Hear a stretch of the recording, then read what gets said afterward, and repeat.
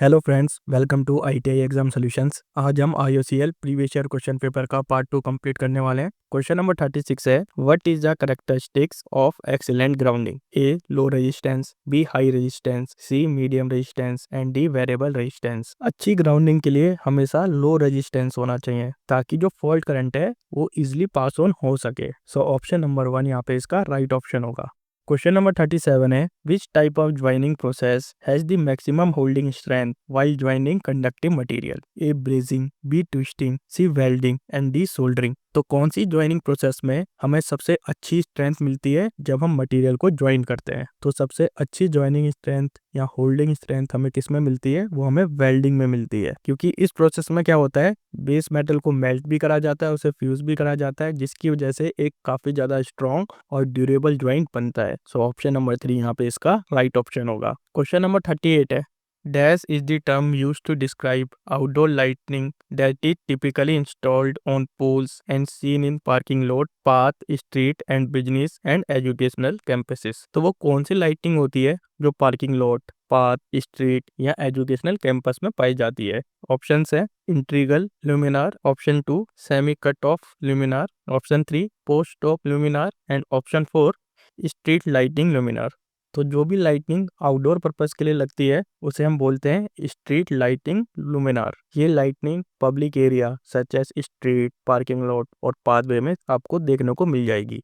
सो option number 4 यहाँ पे इसका राइट ऑप्शन होगा। क्वेश्चन नंबर 39 है, which instrument is commonly use to test the continuity of winding in a single phase transformer? A clamp meter, B insulation resistance tester, C ohm meter and D oscilloscope. तो अगर हमें winding की continuity major करनी है तो हम use करते हैं ओम मीटर का। ओम मीटर क्या करता है, ये वाइंडिंग के रेजिस्टेंस को मेजर करता है। अगर रेजिस्टेंस लो है तो ये क्या इंडिकेट करेगा, ये कंटिन्यूटी को इंडिकेट करेगा, और अगर रेजिस्टेंस हाई है तो ये इंडिकेट करेगा ओपन सर्किट को, यहाँ वायर पे कहीं ब्रेकडाउन हो रखा है। सो ऑप्शन नंबर 3 यहाँ पे इसका राइट ऑप्शन होगा। क्वेश्चन नंबर 40 है, what should be done before using a micrometer for measurement? Micrometer से मेजरमेंट लेने से पहले हमें क्या क्या करना चाहिए? A the micrometer should be checked for error, B it should be ensured that the micrometer is stored properly, C it should be ensured that the micrometer is clean and D the micrometer should be calibrated with a standard gauge. तो micrometer से measurement लेने से पहले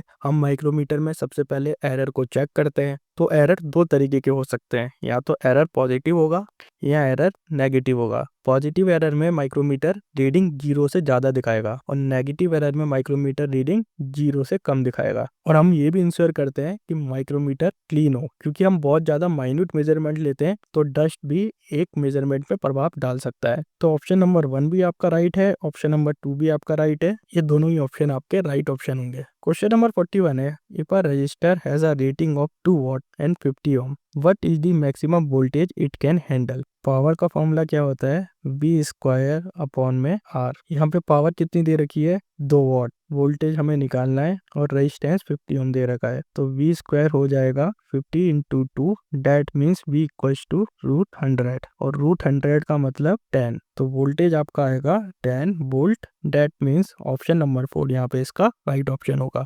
question number 42 है, what shape can the cover of wireways be? तो wireways का cover किस प्रकार का होना चाहिए? ऑप्शन है hexagonal, circular, C triangular and D square or rectangular. तो वायर बेस का जो शेप होता है या तो वो स्क्वायर शेप का होगा या वो रेक्टेंगुलर शेप का होगा। बेसिकली ये जो शेप होती है ये एक फ्लैट शेप होती है। सो ऑप्शन नंबर 4 इसका राइट ऑप्शन होगा। क्वेश्चन नंबर 43 है, what does the tolerance rating of a resistor indicate? A the percentage by which the register actual resistance can vary from its nominal value, B the maximum power it can dissipate, C the minimum operating temperature and D the maximum voltage it can handle। एक example लेते हैं, एक resistance है जिसकी value 10 ohm plus minus 1 दे रखी है। इसका मतलब रेजिस्टेंस की वैल्यू जो एक्चुअल हो सकती है वो 9 ओम हो सकती है या फिर 11 ओम भी हो सकती है। प्लस माइनस मतलब एक हम प्लस कर रहे हैं 10 में और एक हम माइनस कर रहे हैं, तो रेजिस्टेंस की ये टॉलरेंस वैल्यू होती है।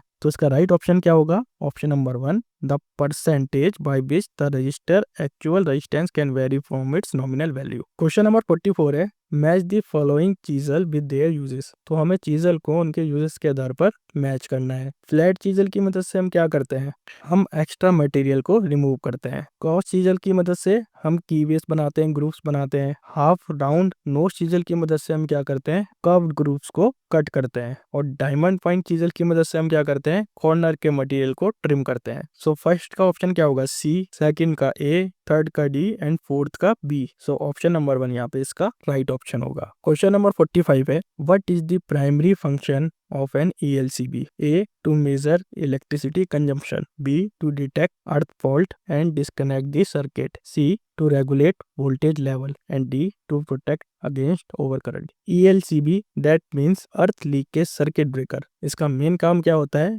ये अर्थ फॉल्ट को डिटेक्ट करता है और सर्किट को डिस्कनेक्ट करता है। सो ऑप्शन नंबर 2 यहाँ पे इसका राइट ऑप्शन होगा। क्वेश्चन नंबर 46 है, what is the major benefit of streamlining production process and introducing a quality control system? A, decrease in market competitiveness. B, improved efficiency and product quality. C, higher manufacturing cost. And D, increase in production time. अगर हम production process को streamline करेंगे और एक quality control system को introduce करेंगे तो उससे क्या होगा, इससे एफिशिएंसी इंप्रूव होती है और प्रोडक्ट की क्वालिटी भी इंप्रूव होती है। सो ऑप्शन नंबर 2 इसका राइट ऑप्शन होगा। क्वेश्चन नंबर 47 है, which of the following component is crucial in backfire arrester to prevent the spread of flame or explosion? Question में पूछा गया है कि बैकफायर अरेस्टर का एक मेन कंपोनेंट क्या होता है। A, pressure regulator. B, temperature sensor. C, filter. And D, flame arrester. तो बैकफायर अरेस्टर में जो एक मेन कंपोनेंट होता है वो होता है फ्लेम अरेस्टर। ये क्या करता है, ये फ्लैशबैक को प्रिवेंट करता है, यानी कि फ्लेम वापस ट्रेवल नहीं कर सकती है। सो ऑप्शन नंबर 4 इसका राइट ऑप्शन होगा। क्वेश्चन नंबर 48 है, what would be the maximum current capacity eight 500 volt for a 3 phase moulded case circuit breaker? तो 500 volt moulded case circuit breaker की जो मैक्सिमम करंट कैपेसिटी होती है वो 100 amp से लेके 800 एम्प होती है। इन चीजों को केवल और केवल आपको याद करना है। ये आपकी ITI की बुक में दे रखी है, आपको थोड़ा सा पढ़ना पड़ेगा इनको और इन वैल्यू को याद करना पड़ेगा। सो ऑप्शन नंबर 2 यहाँ पे इसका राइट ऑप्शन होगा। क्वेश्चन नंबर 49 है, according to Indian electricity code which of the following does not apply for an electrical installation? Indian electricity code में इलेक्ट्रिकल इंस्टॉलेशन को लेके कौन सी जगह अप्लीकेबल नहीं होती है, हमें ये बताना है। तो इसमें कौन सी जगह एप्लीकेबल नहीं होती है, वो होता है मोटर व्हीकल्स। मोटर व्हीकल्स के अपने अलग स्टैंडर्ड्स होते हैं, हम उन स्टैंडर्ड्स को फॉलो करते हैं, लेकिन ये directly Indian national electricity code के अंडर नहीं आते हैं। सो ऑप्शन नंबर 4 यहाँ पे इसका राइट ऑप्शन होगा। क्वेश्चन नंबर 50 है, what is the primary purpose of measuring earthing resistance? A, to determine the voltage level of the system. B, to assess electricity energy consumption. C, to measure the efficiency of electrical equipment. And D, to ensure low resistance for safe dissipation of fault current in the earthing system. तो earthing resistance का main purpose क्या होता है कि जो भी fault current होता है उसको वो ग्राउंड कर सके, और जो अर्थिंग रेजिस्टेंस होता है उसका रेजिस्टेंस काफी ज्यादा लो होता है। सो ऑप्शन नंबर 4 यहाँ पे इसका राइट ऑप्शन होगा। क्वेश्चन नंबर 51 है, which type of screen is used to increase the heat dissipation capacity of a cable? अगर हमें हीट डेसिपेशन कैपेसिटी बढ़ानी है तो हम क्या करते हैं, उस कंडीशन में हम मेटल स्क्रीन का यूज करते हैं। और ये मेटल स्क्रीन किसका बना होता है, कॉपर का बना होता है, या फिर ये एल्यूमिनियम का बना होता है, क्योंकि मेटल एक हाईली कंडक्टिव मटेरियल होता है, बोथ इलेक्ट्रिकली एंड थर्मली। तो ये हीट को काफी अच्छी तरीके से डेसिपेट कर पाता है। सो ऑप्शन नंबर 4 यहाँ पे इसका राइट ऑप्शन होगा। क्वेश्चन नंबर 52 है, what is the primary purpose of measuring insulation resistance in a single phase transformer? हम सिंगल फेज ट्रांसफार्मर में इंसुलेशन रेजिस्टेंस क्यों मेजर करते हैं? A, to measure the core magnetic property. B, to assess the quality of insulation and detect potential breakdown. C, to check the transformer efficiency. And D, to determine the winding resistance. तो हम insulation resistance इसलिए major करते हैं ताकि हम insulation की quality को major कर सकें और हम ये जान पाएं कि कहीं इंसुलेशन में कोई ब्रेकडाउन तो नहीं है। So option number 2, to assess the quality of insulation and detect potential breakdown, इसका राइट ऑप्शन होगा। क्वेश्चन नंबर 53 है, which measuring instrument is used to accurately measure electrical current without interrupting the electrical circuit and what it is operating principle? तो कौन से equipment से हम electrical current को major कर सकते हैं और हमें मेजर भी उस तरीके से करना है कि जो इलेक्ट्रिकल कनेक्शन है उसमें कहीं भी ब्रेक डाउन ना हो। तो आपके ऑप्शन है A insulation tester, B oscilloscope, C multimeter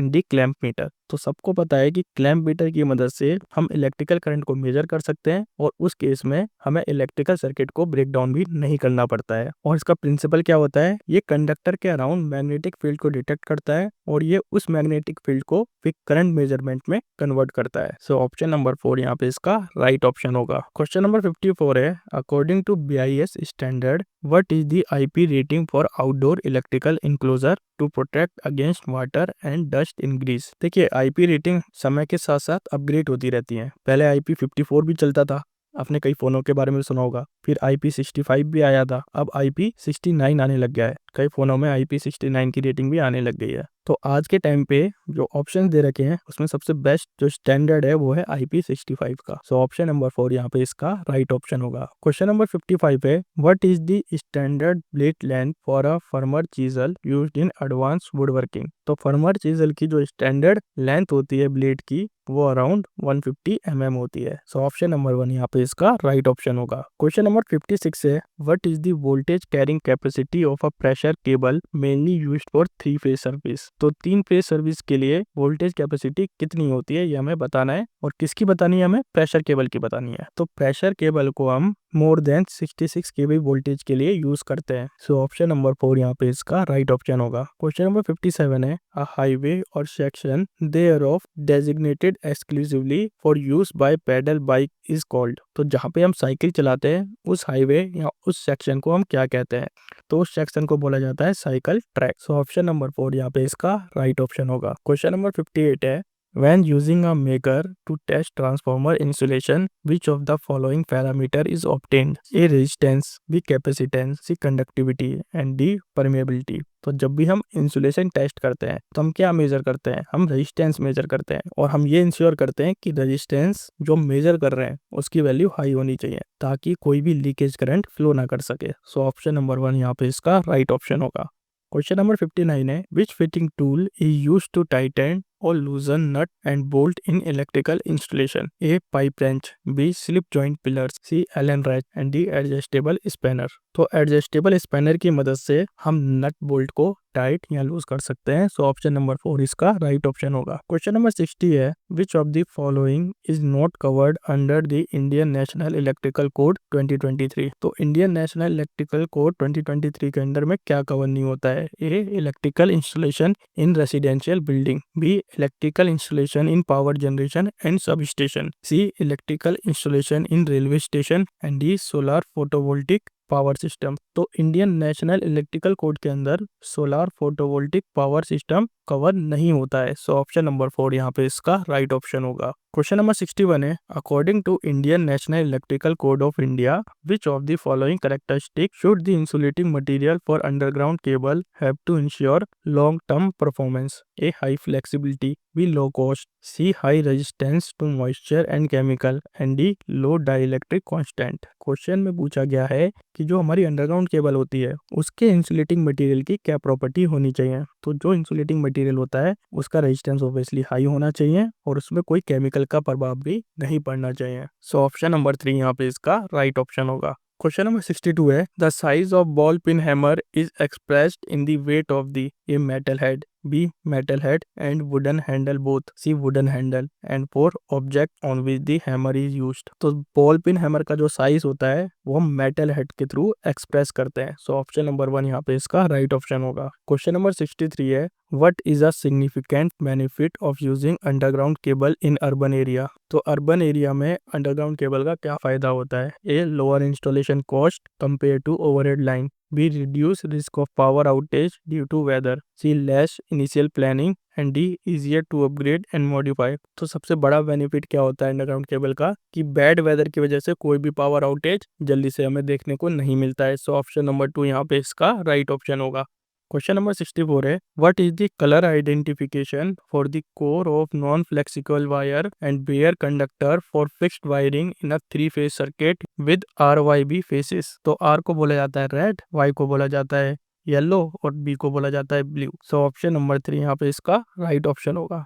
question number 65 है, in which of the following is Ohm law is not applicable. तो ओम लॉ कहाँ पे एप्लीकेबल नहीं होता है? A insulator, B vacuum ratio value, C whenever current flow through electrolyte and D arcing lamp. तो Ohm law केवल applicable होता है कंडक्टर्स पे। इन सब ऑप्शंस में ओम लॉ डायरेक्टली एप्लीकेबल नहीं होता है। तो ये चारों ही ऑप्शन आपके राइट ऑप्शन होंगे। क्वेश्चन नंबर 66 है, while performing a continuity test on a single phase transformer which of the following step is correct? A checking the resistance of the primary and secondary winding using an ohm meter, B measuring the voltage across the terminal of the primary winding using a multimeter, C using an insulation resistance tester to measure the resistance between the winding and ground, and D connecting the transformer to its rated load and measuring the current flowing.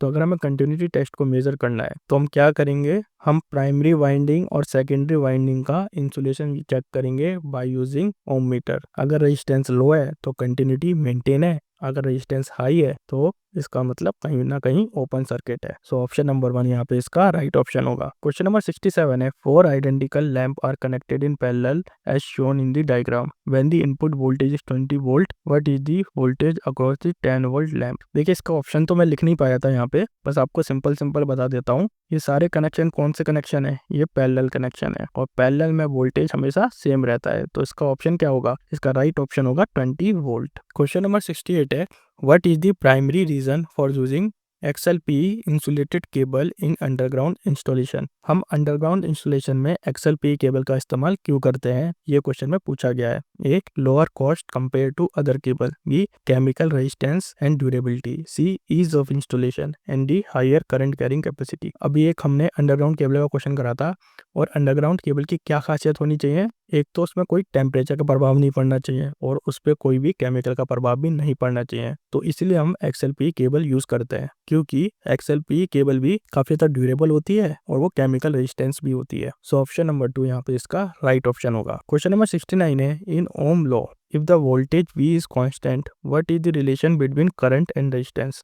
Options 1, I is directly proportional to R. Option 2, I is equals to R. Option 3, it is inversely proportional to R. And option 4, I is independent of R. तो Ohm's law के according voltage is equals to IR। तो यहाँ से अगर हम I निकाले तो ये हो जाएगा V अपॉन R और यहाँ पे V क्या है? वोल्टेज जो कांस्टेंट है। इसका मतलब I is inversely proportional to R। So option number 3 यहाँ पे इसका राइट ऑप्शन होगा। क्वेश्चन नंबर 70 है, what is the fundamental difference between brazing and soldering? Brazing और सोल्डरिंग के बीच में क्या डिफरेंस होता है? एक क्वेश्चन हम ऑलरेडी इसी सीरीज में कर चुके हैं। जो मेन डिफरेंस होता है वो होता है इसके टेम्परेचर का। सोल्डरिंग का टेम्परेचर कम होता है, ब्रेजिंग का टेम्परेचर ज्यादा होता है। जो सोल्डरिंग का टेम्परेचर होता है वो अराउंड 450 डिग्री सेल्सियस होता है और ब्रेजिंग का जो टेम्परेचर होता है वो 450 से ज्यादा होता है। ब्रेजिंग में बेस मेटल पिघल जाता है लेकिन सोल्डरिंग में बेस मेटल नहीं पिघलता है। So option number 3, the temperature at which the joint is made, इसका राइट ऑप्शन होगा।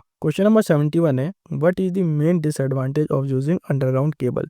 तो अंडरग्राउंड केबल का क्या सबसे बड़ा नुकसान होता है ये हमें बताना है। A high chance of damage, B occurrence of more fault, C high maintenance cost and D high cost of joint. तो अंडरग्राउंड केबल का जो सबसे बड़ा डिसएडवांटेज है वो है उसकी हाई मेंटेनेंस कॉस्ट, क्योंकि अंडरग्राउंड केबल के अगर हमें फॉल्ट को रिपेयर करना है तो हमें पहले उस जगह को खोदना होगा, फिर हमें एक स्पेशल टूल चाहिए। ये काफी ज्यादा लेबर इंटेंसिव प्रोसेस होती है जिससे इसकी मेंटेनेंस कॉस्ट बढ़ जाती है। सो ऑप्शन नंबर 3 यहाँ पे इसका राइट ऑप्शन होगा। क्वेश्चन नंबर 72 है, in a series circuit 3 resistor of 5 ohm, 10 ohm and R ohm are connected to a 120 volt supply. If the total current in the circuit is 4 ampere, what is the value of R? तो 3 register है यहाँ पे, एक 5 ओम का है, एक 10 ओम का है, एक अननोन है जो कनेक्ट है 120 वोल्ट से और करंट कितना फ्लो कर रहा है? 4 एम्पियर फ्लो कर रहा है। ये 5 ओम हो गया, ये 10 ओम हो गया और ये R ओम हो गया। तो टोटल रेजिस्टेंस पहले हम निकाल सकते हैं इसका, वो कितना हो जाएगा? V अपॉन में I, वोल्टेज कितना है 120, करंट कितना है 4, तो टोटल रेजिस्टेंस कितना निकल के आएगा 30। तो RT कितना हो जाएगा 30। अब हमें टोटल रेजिस्टेंस पता है, सीरीज में क्या होता है formula R1 plus R2 plus R3। Total resistance कितना है 30, दो रेजिस्टेंस की वैल्यू पता है 5 प्लस 10 प्लस R, तो R कितना निकल के आएगा 30 minus 15, R equals to 15 ohm. So option number 2 यहाँ पे इसका राइट ऑप्शन होगा। क्वेश्चन नंबर 73 है, when performing a continuity test on a transformer internal winding, what will be the resistance value be? A high, B medium, C low and D very high. तो जब भी हम continuity test करते हैं तो जो resistance की वैल्यू होती है वो लो होती है, क्योंकि जो वाइंडिंग मटेरियल होता है सच एज कॉपर और एल्यूमिनियम, उसकी कंडक्टिविटी ऑलरेडी काफ़ी ज़्यादा अच्छी होती है। इसका मतलब उसकी रेजिस्टिविटी वैसे ही लो होगी। और कंटिन्यूटी टेस्ट ये इंश्योर करता है कि वहाँ पे कोई भी ओपन सर्किट ना हो। जब ओपन सर्किट होगा तब रेजिस्टेंस इंक्रीज होगा। सो ऑप्शन नंबर 3 यहाँ पे इसका राइट ऑप्शन होगा। दोस्तों, अगर आपको ये वीडियो पसंद आए तो प्लीज़ इस वीडियो को लाइक कीजिए, हमारे चैनल को सब्सक्राइब कीजिए एंड थैंक्स फॉर वॉचिंग।